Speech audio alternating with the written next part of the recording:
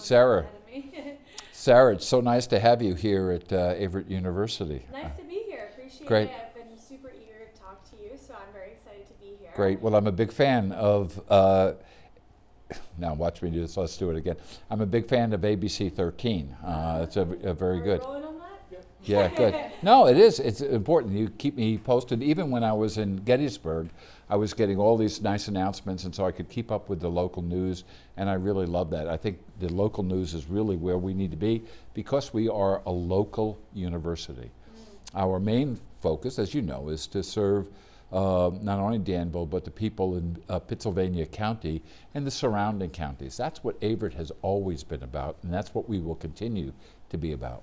Yeah, absolutely. I mean, that's what we're all about too. We Right? love local news. The local news. Yeah, almost like too much. I think we always want from local news more than like the national news and stuff, and we try to get as much as possible. Good. So we're excited. Well, thanks for being here. Yeah, thanks for having us. All right, so just tell me your name, first name, last Okay, name, my and then name your is position. my name is Thomas Powell, and Powell, and I am president of Averett University. President. Wow. Wow, I know. What does that feel like? That feels like in. Let's start again. I'm sorry. It's okay. Well, first of all, Sarah, it humbles me to be the president here. I'm responsible for ensuring the continuation of Averett University as we go through this period of recovery right now. And I'm inspired by the 166 years of history at Averett University. And so I've been very busy over the last few weeks reading everything I can about Averett. One of our professors, Dr. Jay Hayes, wrote a wonderful book called The Cross and the Lamp. And I've been reading it every day, sitting out on the porch while I watch Danville drive by here. And so it's humbling to me to know that there were all these other great people who built Averett University with the town.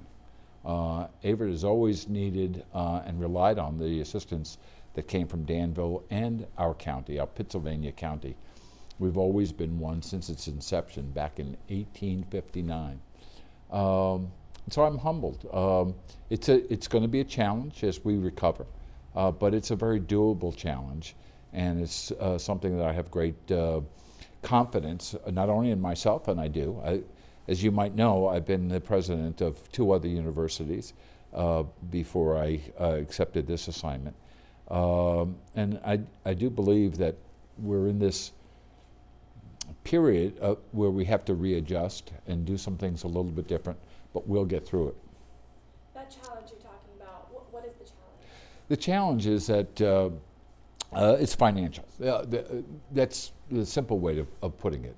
We, like many small independent colleges, are in need of more students to be coming to Averett. So enrollment growth is critical because we depend on tuition for 70% of our income here.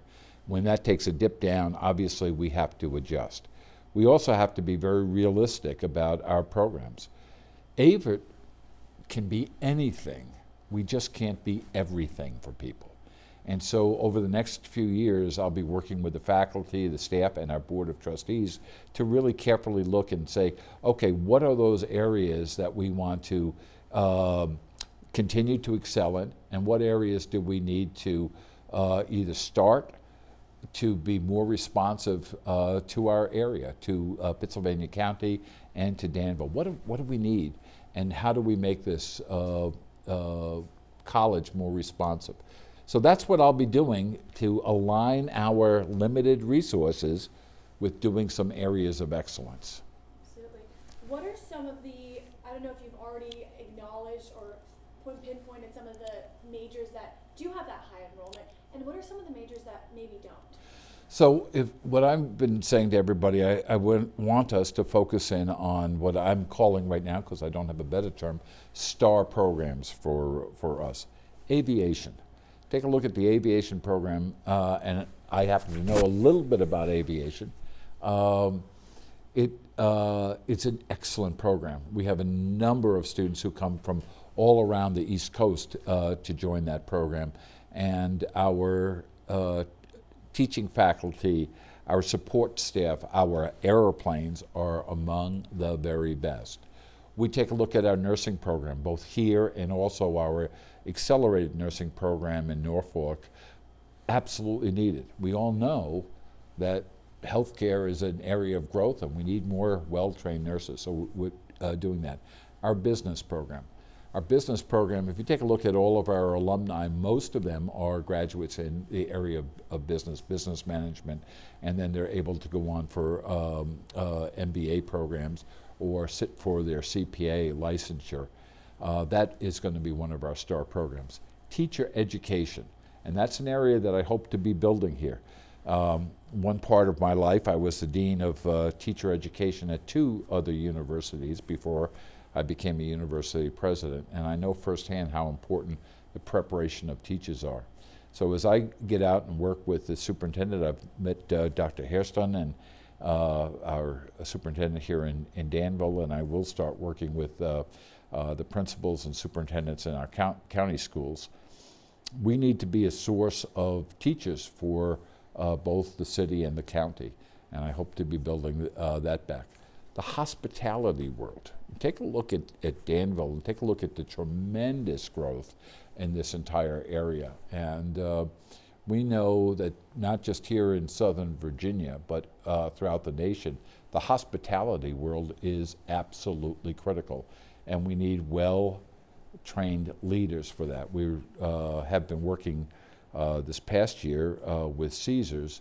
That's that little place down the road here. Yes, you're right. I think everybody has. And that was my first meeting here, is to meet with Chris, the general manager, Chris Holbrecht, and talk about that kind of partnership between business and industry and the university. And so I'm hoping that during my tenure here, we can focus in on that. Biology, preparing people for other careers that's not necessarily nursing, but going on to medical school, going on to either schools of medicine, schools of osteopathic medicine. That's what we have to be about. And many of our students do pursue their medical careers after leaving here. So I hope to see that continue. The whole area of sports medicine, athletic training, another area that will be a star program as far as I'm concerned. Now, because we can't be all things to all people, we are looking at other areas that may not be majors, but will either be minors or support areas for a core curriculum. One of the things that I've asked the faculty to be thinking about is, instead of just a typical general education that is so typical of any university, here's 60 courses, you take them, and that fulfills a gen ed requirement. As an educator, that I've been troubled by that approach. I know many of my colleagues across the nation have been troubled by that. We have an opportunity to really look and develop a core curriculum that all students at Averett would be able to matriculate through over a 4-year period, and we'll be looking at that. Last thing I'll mention, am I talking too much? You're good, don't worry about it. You can cut it, yeah. You're good. Hi, Mom. My mother's dead, so I shouldn't say that. Isn't that terrible? Listen, here's what I would say. If people do not laugh, we'll all be crying around here, right? So I'm trying to get everyone to say, I hope I'm serious, but I hope nobody would ever say, Dr. Powell's too serious. I don't take myself that serious. I have a job to do. Well, so let me go back and you can do this. Sarah, one of the people that I've been excited to meet during my time here is the new president of Danville Community College, Dr. Cornelius Johnson. Dr. Johnson I consider a kindred spirit. He's a great leader, he's a good academic leader. And in our first meeting together, which was last week, we talked about ways that Averett and DCC, our community college, should be working in partnership together. We should not be replicating each other's work. But we know, and I'm a big believer, that many students should start at community college and then finish their degrees at 4-year universities. I'm hoping that over this year I can work closely with Dr. Johnson and his team as well as we work with our team here to develop 2+2 programs. Start at DCC, finish at Averett, have your baccalaureate degree, and then we'll help for those who are eager to go on for graduate training. Schools like Averett that have proud histories in here have to also be willing to change. We obviously we're in a little bit of a financial mess because we perhaps have gotten too big or tried to be all things to all people, and we know that some things we should not be in that business.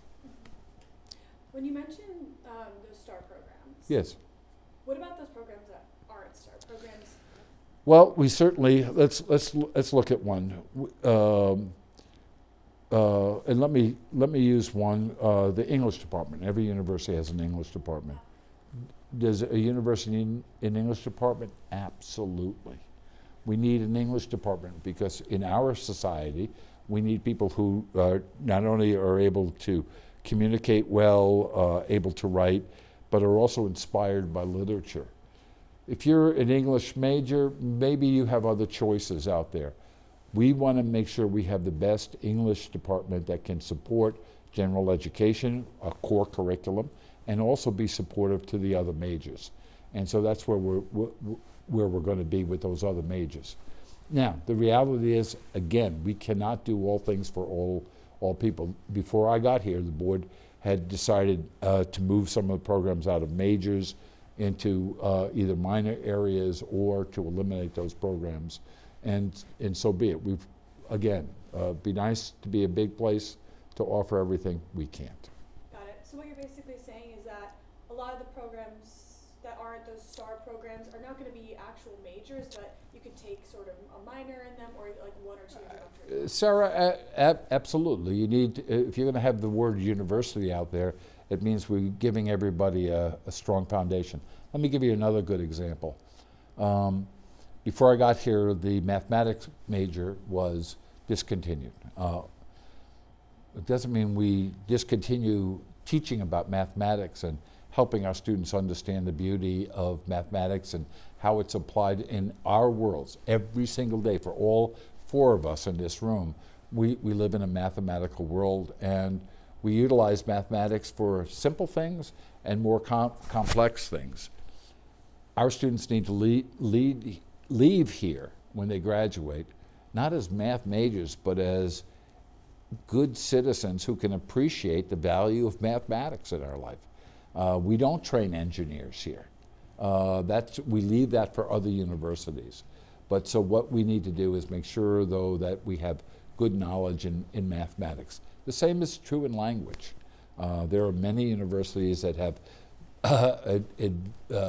wonderful facilities for teaching language. That's not us. And but we're not getting rid of the discipline. Does that make sense? I understand. Yeah. Absolutely. So. Can I take a sip? Yeah, go ahead. Take a Thanks. sip. Go ahead. And how's it going so far? It's going great. It's going great. Am You I talking to answered us? most of my questions. Yeah. So that's why I let you talk, so I don't Good. ask as many. So you did mention that enrollment is lower than like. We are expecting this year fewer students to enroll. There's some reasons for that. If you take a look at what's happening all around the country, this is not unique to Averett. I'm reminding everybody about that. If you take a look, we built a system in this country for people of my generation, the baby boomers. And when most of us were going to college, and certainly when Averett was started, there weren't other alternatives, all the online alternatives for people. The community colleges hadn't started. Right now, 18-year-old students have many, many good choices in front of them for going to college. We want Averett to be one of those. We need to be realistic about the number of 18-year-olds that are out there. We need to also make sure that Averett can respond to adult learners or people coming back, changing careers and want to come back over here.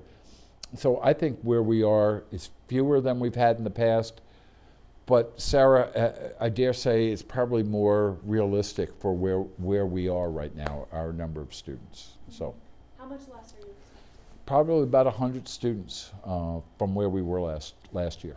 And so how much did y'all have last year? Sarah, how many did we have? Sarah, you're Sarah. Cassie, how many did we have? We were around 13. So maybe about 20. Total enrollment. Yeah, That includes online. yeah. Hey, Cassie, do you? Yeah, show that to Sarah. So what I'm doing right now, we have something called health indicators, and I want everybody here and here so we can answer those questions, and you can see what trends are going across. We're still in the process of just yesterday we were making sure all the data is absolutely correct, but. Yeah, this is our enrollment but- data for the last, I was wrong, it was 1476 last year. So he's saying maybe something closer to what we've done. 13, whatever. Years past. But won't that be helpful to you? This is not, Ye- all these numbers aren't totally accurate yet. Oh, Yeah, But we're you'll still get, verifying. we think maybe 2 weeks we'll have it done, Hopefully, yeah. hopefully. So I'll just say around 100. Yeah, we'll send you a copy. And then what it does is, everybody wants to talk about stuff, but I keep on saying, let's make data-based decisions. What's the real issue? And the real issue here, so for your Pulitzer Prize, okay, here it is looking at college presidents and asking us, how much are we spending in different areas across the campus? How much are we spending on education versus student support, library support, et cetera? How much do we spend on student life? That's where the rubber meets the road for college presidents. It's not necessarily the dollar amount, but what we value in education. And so that's what I'm trying to get everybody, and Cassie, you've heard me say that to our cabinet, is that's where we need to be. And we also need to recognize that Averett's unique place here is to be small. Small is beautiful. And if I'm sending my children went to small universities, then they went on to graduate school, because we wanted them to have that individual attention where it's what many of us grew up on the TV show Cheers, where everybody knows your name. And that's an important issue. And even in the 6 weeks that I've been here, I pride myself in meeting students all over, and even the summer students. I was out even this weekend meeting a whole number of students who were telling me about their experience, and they didn't appreciate it now that they had the undivided attention from the university president. But I bet you when they're 40, they'll say, that's where I want my kid to go, to a place like that, where the boss is walking around and talking to us as adults. And that's what we're selling. And so you talked about small and that type of sort of branding for Averett, but Averett's also a liberal arts college. Very much, and we're not going to, the liberal arts is so central that everybody should have that, as far as I'm concerned. Now I'm going to talk as an educator and as a father and a grandfather now about why our society needs that liberal arts education. And it was people like, and I can say this in Virginia, it's Thomas Jefferson, it's Patrick Henry, all of those great people, the people who helped found this country, they were liberally educated. They knew lots about many different things. They were well-read individuals. They knew philosophy. They had a good religious background. They could communicate. They were trained in the sciences. And from all of that great, what we call liberal education, came the greatest country in the world. And so my charge to students is take this time to learn something new, something that might even trouble you a little bit when you're 18 years old, because going to college should be your time to expand. You do that with a core curriculum, liberal arts, and you do it then as you learn a discipline. And so I want to go back to a little bit about Sure. the financial situation. Of course, that's the issue. Right. So you did say that enrollment was low, which is Right. also what's contributing to some of the financial struggles. Right. But there was also an incident that happened with Dr. Tiffany Franks in her presidency that impacted the university. Mm-hmm. Do you think that's still impacting the university, and how will you be able to mitigate that in your presidency? Well, obviously, everybody knows that I was hired here to help the university recover from our financial woes. And that, in my leadership of other universities, that's what I pride myself on. I know the business of a university and how we're going to do it. It will continue to affect this institution for many years. There is no question about that.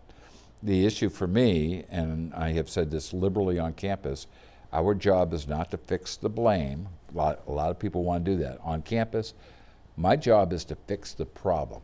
And so what are we going to do? We're going to develop a plan to meet with all the vendors who we owe money to be very candid with them what our situation is, and to draw up a document where we make promises for systematic repayment.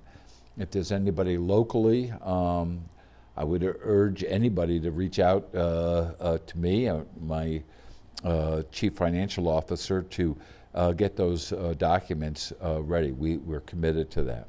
We're also committed to all of our donors who have made sacrificial gifts.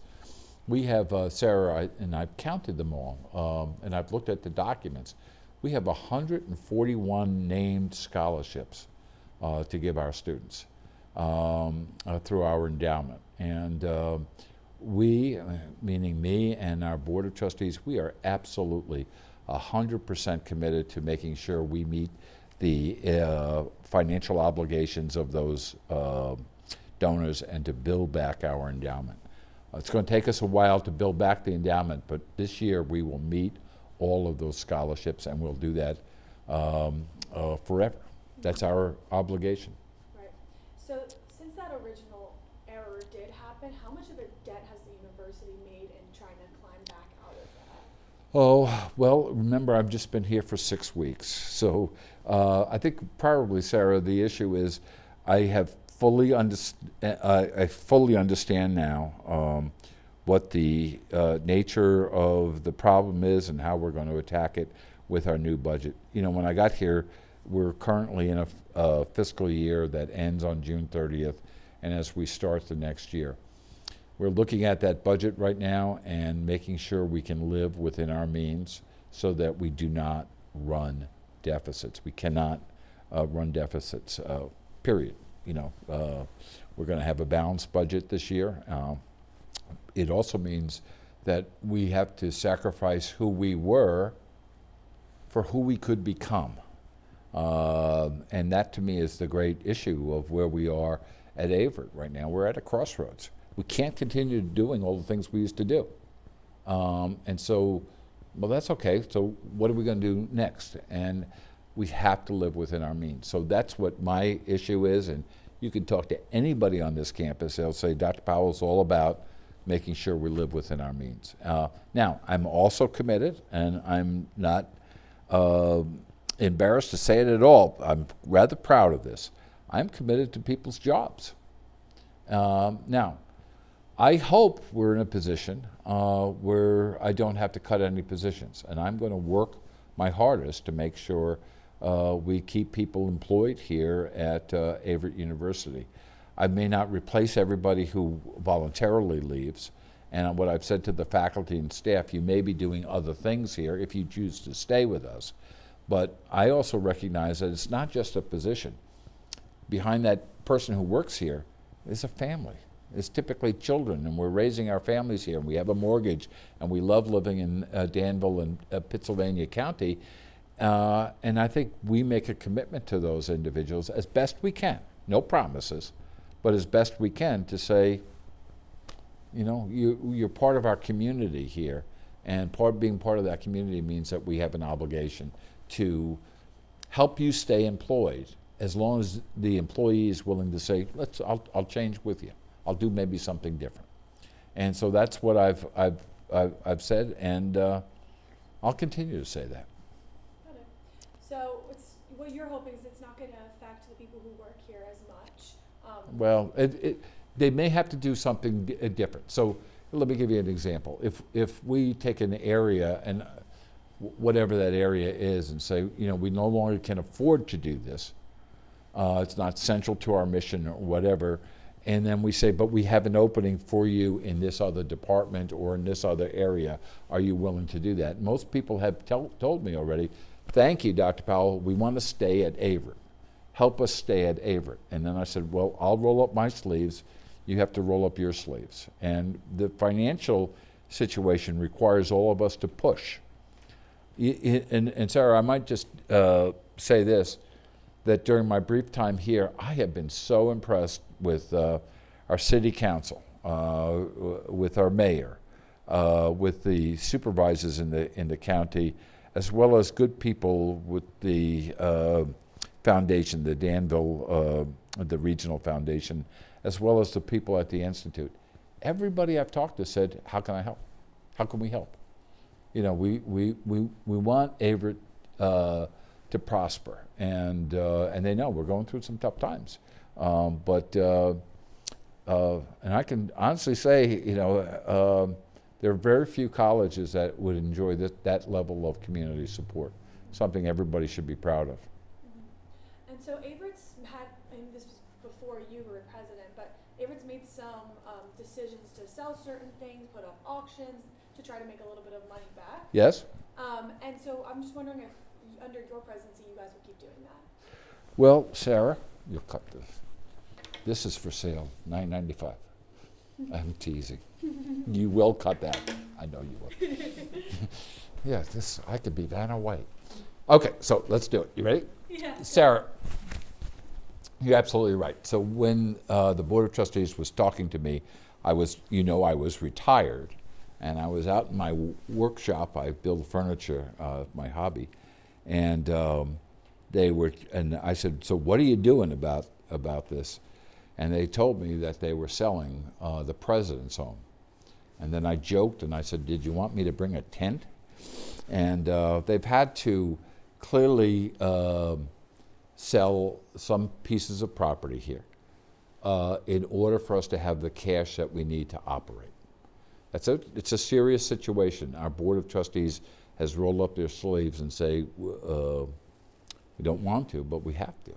So what the board asked me if I would stay in an apartment downtown because they no longer had the president's home, and I said no. I want to be right close to campus. I want to be right where the students are and the faculty and staff. So what we did is my wife and I live upstairs on top of our office, and it's a great place to live, and it's a wonderful place, and so we're very happy to be here. So they have sold off some of our artwork, some furniture, and all of that with the big auction, which was very helpful to us. Will we continue? Might be the good question. Yeah, we are looking at some other properties that we own, and we may be looking at that to enhance our cash position and to help us meet some of the financial challenges we have. Can you tell me which ones? Sure. The horse farm that is in North Carolina. What's the name? I'm sorry. Yeah, I call it the horse farm. So that we may be selling that and asking them if they would lease it back to us, so that we take that. And that was a nice gift that we got in the 1990s.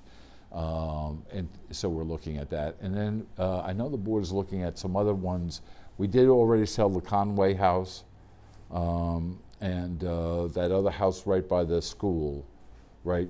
Was that the Conway house? Conway is right across from Long Island. Yeah, right, yeah, so that house.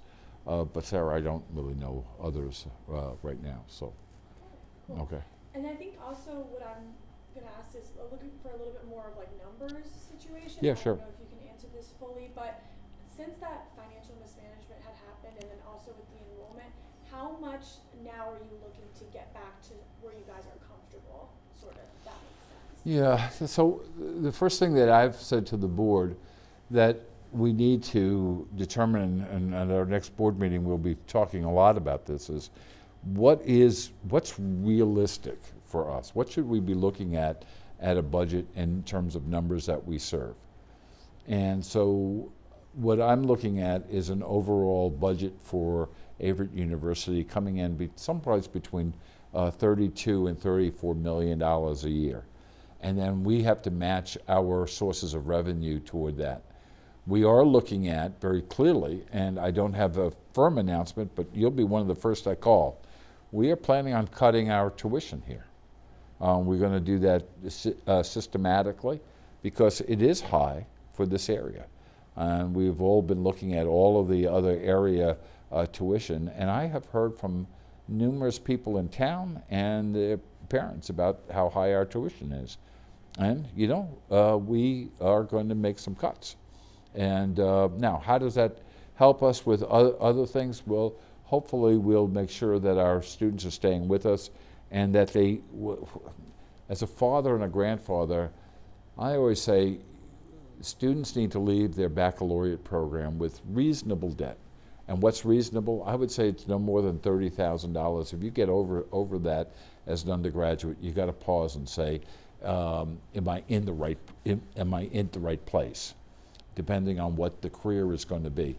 But we don't want our students or their families in a lot of debt. We have an obligation to keep the cost here reasonable. I understand what you're saying, yes. So, but you said 70% of your endowments from tuition, but you're 70% of our income, it comes from tuition. Right. So if you lower the tuition cost, then how are you expecting to, make money for the university? So we need to be very realistic about what happens at a lot of colleges right now, and it's called the discount rate. So Sarah applies to come to college, and you see any college, and see it's $40,000, and then we keep on discounting it, and so the other issue to make it more affordable, but it's not, and this happens, it's not unique, it happens throughout our country right now, is you need to know what's it going to really cost you to attend college, and that's where I want to be very honest with people, and we will lower that number to be very truthful. Now, where do you make it up in? You make it up in retention with students that are staying here because they can afford to stay here. You make it up with more people who are clamoring to come in because our price is affordable and they've gotten to see it.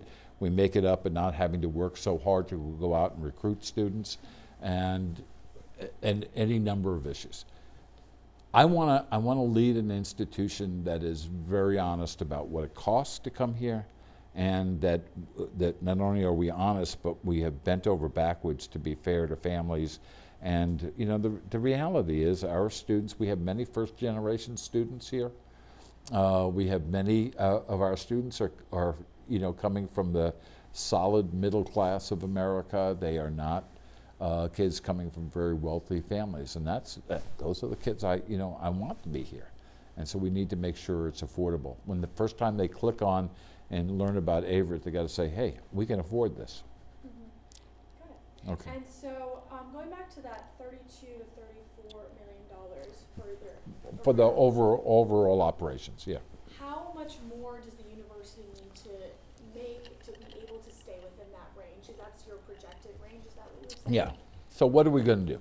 So if we're taking a look at, okay, how many students do we have? Where can we grow with online operations? Can we grow in some of our other programs? We have a big program for nursing in Norfolk, Virginia, and I just met with those folks online, and they told me we have much more capacity there, so we're looking at increasing enrollment in those nursing programs. We do believe we have some more capacity in aviation. And then we have a number of degree programs that are completely online. And we know from the faculty who teach there, as well as the admission people, they have told me, Dr. Powell, if we do more marketing, if we get the word out, we can, and those programs are not only what I've been able to see, very high quality, but also less expensive for both. It's less expensive for us to operate and less expensive for the students. So if I can organize all of that together, we will do that. Now, what do you add to? You add donations. And like every private university in the United States, we count on our donors to help us. They make a significant issue. We will also be writing more grants and contracts next year to foundations, as well as any government grants that might come along that will help us provide better services to our students. Partnerships with business and industry. Absolutely, we need that. We need to listen carefully to businesses, what they want, and then ask them to be partners with us in terms of helping us to provide that training for their employees or future employees. So I'm pretty confident that we'll be able to round out that picture. Then the other issue is we also need to make sure that our business practices are absolutely 100% appropriate in the way universities operate. So we've got to look at every penny. I've always said in my work with other university presidents, and as we talk about our skills and what happens, the first issue is that every president better know everything about the business operations of the college. You better know every penny. You better know where every penny is. And I think most of my staff, including my business office staff, will tell you that in 6 weeks I know what all the budgets are, down to individual line items. And some people might say, well, that's the president micromanaging. No, the president's leading, because if you lose sight of the money, you don't deserve the trust of this office right now. Interesting. So since you know so much about the budget, where are you guys at right now? We think we're getting ready, Sarah, to end the year, and it's going to end a lot better than it did last year. We're not going to see the huge deficit that we had last year. Our final numbers that we let out to everybody, we filed a 990 like everybody, so everybody can see what we did. We are still wrapping up our 2024 audit. We will get on the 2025, but we think, and I'm optimistic, that it's going to be a vast improvement over where we ended up last year. What are those figures? I don't know yet because it's not the end of the year. So it would be, I wish I could give you the scoop, but about the end of July. It usually takes us about a month to close the books. But right now we're projecting that we're going to be a lot better than where we ended up last year. A lot better. And so, just remind me one more time, where were you guys at last year? I think we were, Cassie, do you know? I think they haven't finished the 2024 audit yet. So we're still waiting for that. But it was in somewhere around a negative $6 million and maybe a little bit more. So I'm trying to get a handle on all of that. We will do better, Sarah, than we did that year. There's a lot of belt tightening around here right now. Nobody's, everybody understands how severe it is. I wish I could give you those. If the audit was done, we're going to put them in that health indicators, and we're going to tell everybody this is the way it is. There's nothing, we can't do anything about it. It's the way it is. We can be only responsible for what happens going forward, and we need to make sure every university needs to have a balanced budget. Don't spend more than you take in. I mean, it's business 101, isn't it? Sure, absolutely. So yeah, just wanted to clarify that there was that $6 million in the deficit. Right. Right. Right. And it won't be like that, you believe, for I- the 2024 audit. No, for the 2025 audit. Sorry. Right. The current year that we're in that ends in a few weeks, Yes. we are going to end the year in a much better position, and we will be very public about that when we close the books over here. And then going forward, and here's how strongly I feel about it, Sarah. If I can't really turn it around in a year, then they need to look for a new president. I don't think they will, but because I think I'm able to do that. We have a good future ahead of us. Somebody asked me about, I was downtown and somebody said, well, is Averett falling down? That's how they put it to me. And I said, well, that's a good question. I said, but it's kind of like a house that has peeling paint. Paint is peeling, but the house is not falling down. It has peeling paint. We have some problems. We got to take care of those problems. But the foundation is strong. And it means if your house needs paint, scrape it and paint. And I'm here to scrape and paint, if that makes sense. That's honestly a great analogy. Yeah, I mean, that's where we are right now. The house isn't falling down by any shake of the stick. Just a new paint job.